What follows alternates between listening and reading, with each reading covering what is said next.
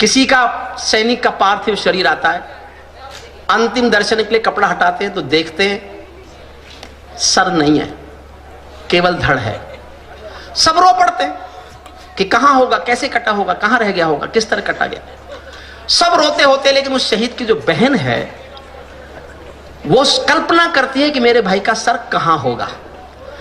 उसकी बहन अपने भाई के भूलने की आदत से दुखी रहती थी। उसका भाई भुलक्कड़ था, भूल जाता था। कुछ मंगाओ तो भूल गया, गिफ्ट मांगी तो भूल गया, इनाम देना है तो भूल गया, कुछ मंगाया तो भूल गया। तो उसके भूलने की आदत से दुखी होकर बहन कल्पना करती है कि उसके भाई का सर कहां होगा। मैं हाथ जोड़ के निवेदन करता हूं, पूजा की तरह 4 लाइन सुन लीजिएगा, फिर मेरी कविता केवल 4 मिनट की है, वो सुन लीजिएगा। उस बहन की कल्पना क्या है। दादी का दुलार भूला, सारे सदन का मन चाहिए साहब मुझे इन पंक्तियों पर। दादी का दुलार भूला, बाबुल का प्यार भूला, मोतियों की माला मेरी आज तक ना लाया है। होली वाले रंग भूला, दीपों की उमंग भूला, राखी का त्योहार बार बार बिसराया है। भाभी मेरा भैया तो जन्म से भुलक्कड़ था, आज भी उसी आदत को दोहराया है। जाते समय मैया के आशीष लेना भूल गया, आते समय रणथल में शीश भूल आया है। आते समय रणथल में शीश।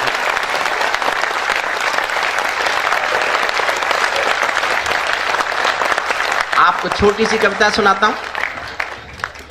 मैं केशव का 5 जन्म भी गहन मौन में खोया हूं। मैंने फिर कहा मैं गीतकार नहीं हूं, मैं इन गीतों के जो बड़े शिल्पी बैठे हैं उनको समर्पित करता हूं कविता, आदरणीय रमा जी को, दिनेश जी को। मैं केशव का 5 जन्म भी गहन मौन में खोया हूं, उन बेटों की याद कहानी लिखते लिखते रोया हूं। उन बेटों की याद कहानी लिखते लिखते रोया हूं, जिस माथे की कुमकुम बिंदी वापस लौट नहीं पाई। चुटकी झुमके पायल ले गई कुर्बानी की अमराई। कुछ बहनों की राखी जल गई है बर्फीली घाटी में, वेदी के गठबंधन मिल गए हैं करगिल की माटी में। पर्वत पर कितने सिंदूरी सपने दफन हुए होंगे, 20 बसंतों के मधुमासी जीवन हवन हुए होंगे। टूटी चोड़ी धुला महावर रूठा कंगन हाथों का, कोई मोल नहीं दे सकता बासंती जज्बातों का, कोई मोल नहीं दे सकता बासंती। टूटी चोड़ी धुला महावर रूठा कंगन हाथों का, कोई मोल नहीं दे सकता बासंती जज्बातों का। जो पहले पहले चुंबन के बाद लाम पर चला गया, एक पल का एहसास जीना मेरे साथ। मैंने दुनिया की सबसे बड़ी विद्यु की जो कविता पढ़ी है वो 2 लाइन की है। कोई राजेंद्र कृष्ण है भोपाल के, मैं जानता भी नहीं उनको। कोई पुरानी सी किताब मुझे मिली किसी लाइब्रेरी में, 2 पंक्तियां, मुझे लगता है युद्ध पर इससे बड़ी पंक्ति संसार में हो ही नहीं सकती। और पंक्तियां हैं, आज मेरा देश सारा लाम पर है, जो जहां भी है वतन के काम पर है। जो पहले पहले चुंबन के बाद लाम पर चला गया, एक पल का एहसास। जो पहले पहले चुंबन के बाद लाम पर चला गया, नई दुल्हन की सेज छोड़कर युद्ध काम पर चला गया। उसको भी मीठी नींदों की करवट याद रही होगी, खुशबू में डूबी यादों की सलवट याद रही होगी, खुशबू में डूबी यादों की सलवट याद रही। और कलेक्टर साहब, में ये मेरा सूक्ष्म अहंकार नहीं है, मैं हृदय से बोलता हूं कि मैं आज भी अपने को एक पंक्ति का कवि मानता हूं। मैंने जीवन में केवल एक पंक्ति अच्छी लिखी है। मुझे दुआएं देना, तालियों से आशीर्वाद देना। मैंने ऐसी 2 पंक्तियां और लिख ली तो मैं कवि होने का भ्रम पालूंगा। मैं जीवन की सबसे श्रेष्ठ पंक्ति आपको समर्पित करके जाता हूं, जालौर की जनता को, इस महोत्सव को, आप सब जनता को बहुत बहुत धन्यवाद, बहुत बहुत आभार आपका। मेरे जीवन की सबसे अच्छी पंक्तियां सुनिए। उनको भी मीठी नींदों की करवट याद रही होगी, खुशबू में डूबी यादों की सलवट याद रही होगी। उन आंखों की 2 बूंदों से 7 सागर हारे हैं, उन आंखों की 2 बूंदों से 7 सागर हारे हैं। जब मेहंदी वाले हाथों ने मंगल सूत्र उतारे हैं, जब मेहंदी वाले हाथों ने मंगल, उन आंखों की 2 बूंदों से 7 सागर हारे हैं। जब मेहंदी वाले हाथों ने मंगल सूत्र उतारे हैं, गीली मेहंदी रोई होगी छुपके घर के कोने में, ताजा काजल छूटा होगा चुपके चुपके रोने में। जब बेटे की अर्थी आई होगी सूने आंगन में, शायद दूध उतर आया हो बूढ़ी माँ के दामन में, शायद दूध उतर आया हो बूढ़ी माँ के दामन। और आजाद ने बहुत प्यारी बात कही थी, अजान गांव का चर्चा की थी। और ये सच है कि एक पहली बार ऐसा हुआ कि किसी ने कंधा दिया। हमारे यहाँ स्त्रियां अर्थी को कंधा नहीं देती, लेकिन पहली बार ऐसा हुआ कि उस युद्ध के बाद कुछ स्त्रियों ने कंधे दिए। मैंने 2 पंक्ति इस पर बस लिखी है। उनको भी मीठी नींदों की करवट याद रही होगी, खुशबू में डूबी यादों की सलवट याद रही होगी। उन आंखों की 2 बूंदों से 7 सागर हारे हैं, जब मेहंदी वाले हाथों ने मंगलसूत्र उतारे हैं। गीली मेहंदी रोई होगी छुपके घर के कोने में, ताजा काजल छूटा होगा चुपके चुपके रोने में। जब बेटे की अर्थी आई होगी सोने आंगन में, शायद दूध उतर आया हो बूढ़ी माँ के दामन में। वो विधवा पूरी दुनिया का बोझा सर ले सकती है, जो अपने पति की अर्थी को भी कंधा दे सकती है, जो अपने पति की अर्थी को भी कंधा दे सकती है। मैं ऐसी हर देवी के चरणों में शीश झुकाता हूँ, मैं ऐसी हर देवी के चरणों में शीश झुकाता हूँ। इसीलिए मैं कविता को हथियार बनाकर गाता हूँ, इसीलिए मैं कविता को हथियार बनाकर गाता हूँ। जिन बेटों ने पर्वत काटे हैं अपने नाखूनों से, अंतिम केवल 6 पंक्ति पढ़ता हूँ। शौर्य की, सैनिक की, वर्दी की, शौर्य की। राजस्थान में तो किसी की शौर्य की गाथा क्या कर, पूरा हिंदुस्तान जितने बेटे सीमा पर देता है उतना अकेला राजस्थान बेटे सीमा पर देता है, अकेला राजस्थान। अंतिम छंद पढ़ता हूं साहब, कोई कमी रही हो तो मैं बड़ा होने के नाते, क्योंकि पुरुषों में बड़ा मैं ही हूं और महिलाओं से ये उम्मीद नहीं की जाती वो क्षमा मांगे, इसलिए मैं क्षमा मांगता हूं। दिनेश भाई को बहुत बहुत बहुत बधाई देता हूं। और आपके कलेक्टर साहब मेरा वश चले तो मैं आपको इंटर स्टेट चेंज करा के अपने यहां ले जाऊं। जो कलेक्टर मानवीय संवेदनाओं में अभिभूत होकर रात भर संवेदनाएं सुन सकता है, वो अपने जिले में अन्याय नहीं सह सकता। मेरा दृष्टिकोण है, मेरी दुआएं, मेरी शुभकामनाएं। मैंने जीवन में कोई पुण्य किए हों तो आपके जीवन में लगे, जस लगे आपको। मैं बहुत बहुत बधाई देता हूं आपको। हमारे उत्तर प्रदेश में ये परंपरा नहीं है। मुझे देख के अफसर तो अफसर कोई मंत्री नहीं आता, बोले पता नहीं क्या बोल देगा। अंतिम पंक्तियां सुन लीजिए। इसीलिए मैं कविता को हथियार बनाकर गाता हूं, जिन बेटों ने पर्वत काटे हैं अपने नाखून। अंतिम पंक्तियां मेरे पास यही है बस कविता के नाम पर। जिन बेटों ने पर्वत काटे हैं अपने नाखूनों से, उनकी कोई मांग नहीं है दिल्ली के का। क्या मांगता है सैनिक का परिवार? एक क्रिकेट में कोई एक छक्का लगाएगा तो 1 करोड़ का इनाम, 1 करोड़ का इनाम। मैं 1 करोड़ के इनाम के खिलाफ नहीं हूं साहब, लेकिन जिस हिंदुस्तान में एक मजदूर 12 घंटे पसीना बहाने के बाद 150 रुपए मजदूरी पाता है, उस मुल्क में ये 1 करोड़ का इनाम मजदूर के पसीने का अपमान करता हुआ नजर आता है। बस मैं ये कहने की कोशिश कर रहा हूं। और माफ करें साहब, मैं चाहता था कि नहीं बोलूं। मैं जब 15 साल पहले यहां आया था, उसके बाद यहां हो सकता है वो कहीं बैठे हों, मेरे पास एक लंबी चिट्ठी गई थी कि हम तो आपको बड़ा देशभक्त समझते थे, आप इतने पैसे लेते हैं, मुझे ये जानकर बहुत दुख हुआ, और हम आपको भविष्य में जालौर में कभी नहीं बुलाएंगे, क्योंकि इतने पैसे लेने वाला कोई कवि होता है। साहब अब तो मैंने उससे भी 6 गुने लिए। लेकिन एक बात समझ लीजिए, मैं जो कमाता हूं, मेरा परिवार नहीं है, अकेला हूं, यूनिवर्सिटी की बड़ी नौकरी की, मुझे बहुत पेंशन मिलती है, केवल उसमें जीता हूं। सारा पैसा हिंदुस्तान के गरीब बच्चों के ट्रस्ट में जाता है, मेरे घर कुछ नहीं जाता उसमें। मेरी जितनी सीडी बिकती है, जितनी कैसेट बिकती हैं, किताबें बिकती हैं, वो सारा पैसा और मेरी कमसमलों की कमाई, एक वाणी फाउंडेशन मैंने ट्रस्ट बनाया, और वो मासूम बच्चे, वो मजलूम बच्चे, वो गरीब बच्चे जिनके असहाय हैं, HIV पॉजिटिव हैं, अंधे हैं, विकलांग हैं, उन सब पर खर्च होता है। इसलिए मेरे पेमेंट पर सवाल उठाने वाले यहाँ सुन रहे हों तो ये भी समझ लें कि ये पैसा मैंने किसी से चंदा नहीं मांगा, अपने पौरुष से कमाया और गरीब बच्चों पर खर्च किया। ये मेरा आत्मस्वाभिमान है, आत्मसम्मान। जिन बेटों ने पर्वत काटे हैं अपने नाखूनों से, उनकी कोई मांग नहीं है दिल्ली के कानूनों से, उनकी कोई मांग नहीं है दिल्ली के कानूनों से, उनकी कोई मांग नहीं है दिल्ली के कानूनों से। जिनकी जो भूल रहा हूं,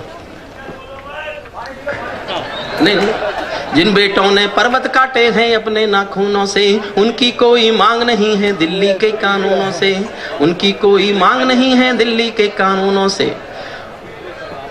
उनकी गाथा लिखने को अंबर छोटे पड़ जाते हैं, उनकी गाथा लिखने को अंबर छोटे पड़ जाते हैं। उनके लिए हिमालय सागर, उनके लिए हिमालय लहरें, उनके लिए हिमालय कंधा देने को झुक जाता है। सागर की लहरों का गर्जन भी छोटा पड़ जाता है। उनके उन वीरों का दर्शन, उन वीरों का दर्शन, और शहीदों की, और शहीदों की, और शहीदों का चित्र मंदिर जैसा लगता है। मैं माफी चाहता हूं, भूल गया क्योंकि मैंने 2 महीने से पढ़ा नहीं। बहुत बहुत धन्यवाद। सच्चा है अपना प्यार तो क्या इस जहां का डर, गुल बन के गुलिस्ता वफा में फिर खिलेंगे हम। अब बिछड़ रहे हैं कोई रंज मत करो, फिर बाहर आएंगी तो फिर मिलेंगे हम। सितारों को आंखों में महसूस कर लो, बड़ी दूर तक रात ही रात होगी। मुसाफिर हो तुम भी, मुसाफिर हैं हम भी, इसी मोड़ पर फिर मुलाकात है। एक छोटी कहानी सुनो, मैं जानना चाहता हूं कितने लोग मुझ तक पहुंच रहे हैं। एक बाप बेटी जा रहे थे किसी रास्ते पर, उन दोनों को तेज बाढ़ का पानी मिल गया रास्ते में। दोनों घबरा गए, डर गए कि बाढ़ का पानी तेज बह रहा है, कैसे निकलेंगे। तो पिता ने हिम्मत करके कहा कि बेटी डरो मत, तुम मेरा हाथ पकड़ लो, हम पार निकल जाएंगे। बेटी ने कहा पापा मैं आपका हाथ नहीं पकड़ूंगी, आप मेरा हाथ पकड़ लो। बिना समझे तालियां मत बजाओ, मैं जानता हूं अभी तक आप कुछ भी नहीं समझे। मुझे पढ़ाना आता है इसलिए पढ़ो थोड़ा सा। पिता ने कहा बेटी तुम मेरा हाथ पकड़ लो। बेटी ने कहा पापा मैं आपका हाथ नहीं पकड़ूंगी, आप मेरा हाथ पकड़ लो। समझना मैं कहना क्या चाहता हूं। समझ जाओ तो एक बार ताली बजाकर बताना ताकि हरीश को पता चले ताली के। समझ जाओ तो मेरी पूरी बात सुनो। पिता ने कहा बेटी क्या फर्क पड़ता है मैंने तुम्हारा हाथ पकड़ा या तुमने मेरा हाथ पकड़ा। बेटी ने कहा पापा बहुत फर्क पड़ता है। समझना साहब, समझो तो तालियां उठाना। पापा बहुत फर्क पड़ता है, मैं आपका हाथ किसी मजबूरी में अपने स्वार्थ में छोड़ भी सकती हूं, लेकिन एक बाप अपनी बेटी का हाथ किसी हाल में कभी नहीं छोड़ सकता, कभी भी नहीं छोड़ सकता।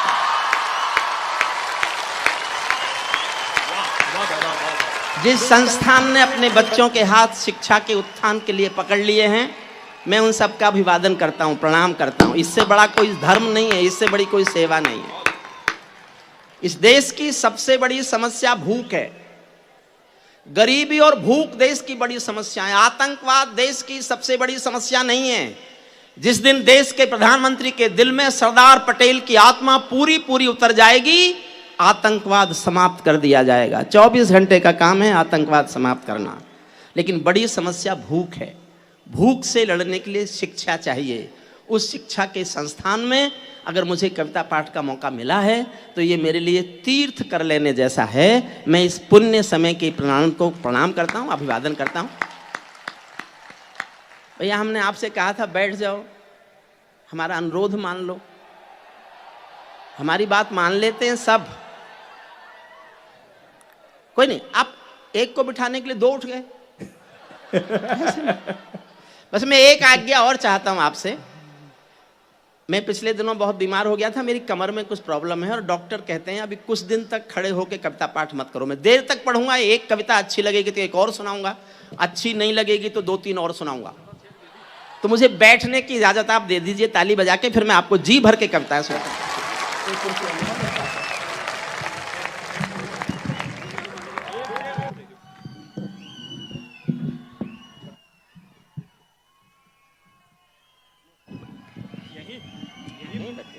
माइक ले लो। हेलो हेलो, बहुत बढ़िया माइक है, बहुत बढ़िया। वो एक बार सेट कर दें हमारे मैं निवेदन करता हूँ आपसे। आपके अधिकार को मैं आपका अधिकार स्वीकारता हूँ, लेकिन आपके पीछे जो बच्चे बैठे हैं उनको मैं नहीं दिख रहा, इसलिए आपसे भी निवेदन है सेट करके अपना कैमरा बैठ जाए आराम से। आज्ञा हो तो मैं भी छेड़ूं वीणा की झंकार व भय, आज्ञा हो तो मैं भी छेड़ूं वीणा की झंकार व भय, और समय से कह दूं झूमे गाए मेघ मल्हार व भय। मुझको मां शक्ति ने दी है प्राणों में हुंकार व भय, और विधाता ने सौंपी है अधरों को। आपको ताली बजाने की ट्रेनिंग किसने दी है? इतनी अच्छी तो भारत की सेना परेड नहीं करती जितनी अच्छी आप ताली बजा रहे। वाह कमाल।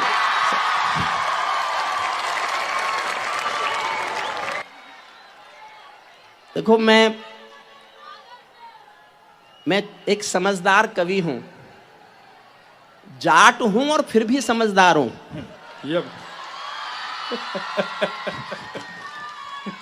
सुंडा जी माफ करना, मैं आपकी जो लोग समय से आ रहे हैं मैं उनको निवेदन करता हूं कि मैं अंतिम कवि हूं।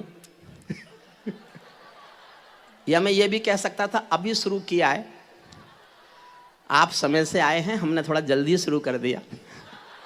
आ जाइए जो आ गए। देखिए थोड़ा समझने की भी कोशिश कीजिए।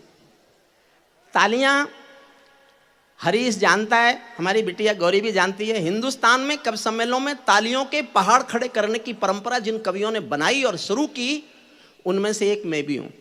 लेकिन उम्र के इस मोड़ पर केवल तालियां उद्देश्य नहीं है। अब 70 के दौर में मैं कुछ दिलों पर छपना चाहता हूं, कानों से सुनने के बाद तालियां नहीं बजवाना चाहता। बजा मन करे तो बजाइएगा, लेकिन केवल तालियों के लिए मैं अब कविताएं नहीं लिखता। मैंने जीवन भर तालियों के लिए कविताएं लिखी। मैं एक दो महत्वपूर्ण कविता आपको सुनाऊंगा।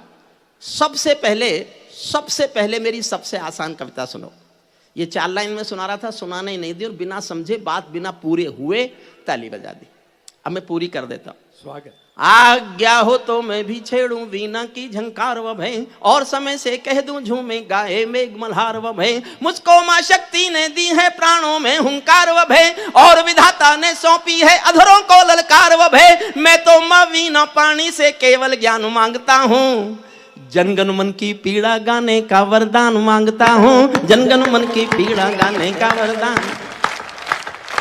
मैंने मना भी नहीं किया है ताली बजाने को, डरना मत, प्रफुल्ल होके सुनो। देखो, एक यहाँ अंग्रेजी भाषा में भी पढ़ाया जाता होगा। मैं भी 40 साल अंग्रेजी में पढ़ाता रहा कानून। मैंने भी जब मैं पढ़ता था तो किसी ने कहा अंग्रेजी माध्यम से पढ़ोगे तो ज़्यादा अच्छा नौकरी मिल जाएगी। तो मैंने भी ये गलती की कि मैं अंग्रेजी माध्यम से पढ़ा। लेकिन मैं ये कहने का आपको मेरे पास जो सबसे अच्छी एक ही सलाह है, जरूर पढ़ो अंग्रेजी। आपको कार अंग्रेजी देगी, लेकिन संस्कार केवल मातृभाषा देती है, उसको भूल मत जाना कभी। और इस देश का एकमात्र संकट है कि हम अपनी नई पीढ़ी के लिए तय नहीं कर पा रहे कि उसकी प्राथमिकता कार होनी चाहिए कि संस्कार होनी चाहिए। प्राथमिकता संस्कार ही होनी चाहिए। कारें तो आगे पीछे अपने आप घूमने लगती हैं। संस्कार हैं तो फिर संस्कार हैं तो फिर कारें तो आगे पीछे आएंगी। मैं आपको एक बहुत आसान कविता सुनाता हूं पहले, केवल अपने से जोड़ने के लिए, बहुत आसान। और जैसे ही मुझे लगेगा आप मुझसे जुड़ गए हैं, फिर मैं आपको वो कविता सुनाऊंगा जो मैंने 29 साल कश्मीर की 370 आर्टिकल को हटाने के लिए चीखा हूं मैं देश भर में, 29 साल। और एक कविता फिर मैं पड़ोसी को भी सुनाऊंगा।